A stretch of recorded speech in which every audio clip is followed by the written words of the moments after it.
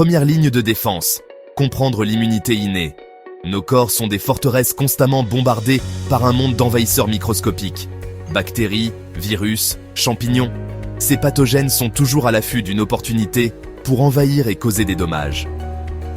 Heureusement, nos corps sont équipés d'un puissant système de défense, le système immunitaire. L'immunité innée, l'objet de notre exploration, agit comme la première ligne de défense, une équipe d'intervention rapide, toujours en patrouille. Ce système ancien et essentiel se trouve dans tous les organismes vivants, de la plus simple bactérie à l'être humain complexe. C'est notre gardien constant, travaillant sans relâche pour nous maintenir en bonne santé dès notre naissance. Cet exposé plongera dans le monde fascinant de l'immunité innée. Nous explorerons ses diverses composantes, des barrières physiques comme la peau aux cellules et molécules spécialisées. De plus, nous examinerons comment l'immunité innée détecte les menaces et comprendrons son rôle vital dans le maintien de notre santé globale. Rejoignez-nous pour percer les secrets de ce bouclier invisible, crucial pour notre survie. Tenir la forteresse, barrière physique et chimique. Notre peau, le plus grand organe du corps, est la première et la plus évidente barrière de l'immunité innée. Agissant comme un mur, elle empêche l'entrée de la plupart des pathogènes.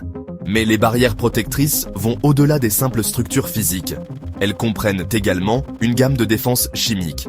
Par exemple, notre sueur et nos larmes contiennent des enzymes qui peuvent décomposer les parois cellulaires des bactéries. De même, le mucus qui tapisse nos voies respiratoires et digestives piège les pathogènes, les empêchant d'atteindre les tissus plus profonds. Ces barrières physiques et chimiques fonctionnent de concert pour fournir une première ligne de défense formidable. Elles sont constamment actives, empêchant la grande majorité des pathogènes de s'implanter. Cependant, certains envahisseurs parviennent à franchir ces défenses initiales. C'est alors que le niveau suivant de l'immunité innée entre en action, les défenses cellulaires. L'équipe d'intervention rapide du corps, les cellules du système immunitaire inné. Une fois qu'un pathogène parvient à contourner les barrières physiques et chimiques, il rencontre une deuxième ligne de défense, les composantes cellulaires du système immunitaire inné. Ce sont des cellules spécialisées qui patrouillent dans le corps, constamment à la recherche d'envahisseurs.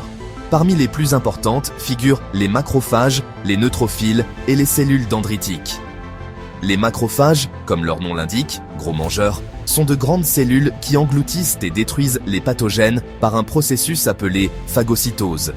Les neutrophiles sont le type de globules blancs le plus abondant et réagissent rapidement à l'infection, libérant des substances antimicrobiennes qui tuent les pathogènes. Les cellules dendritiques jouent un rôle crucial dans la liaison entre l'immunité innée et l'immunité adaptative.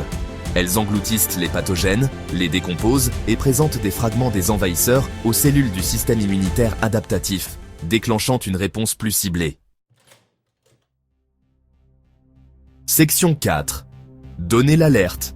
Mécanisme de détection de l'immunité innée. Alors, comment les cellules du système immunitaire inné reconnaissent-elles les pathogènes? Eh bien, la réponse réside dans des récepteurs spéciaux appelés récepteurs de reconnaissance de motifs moléculaires, ou PRR. Ces récepteurs sont situés à la surface des cellules immunitaires innées et reconnaissent des motifs moléculaires spécifiques présents sur les pathogènes, appelés motifs moléculaires associés aux pathogènes, ou PAMP.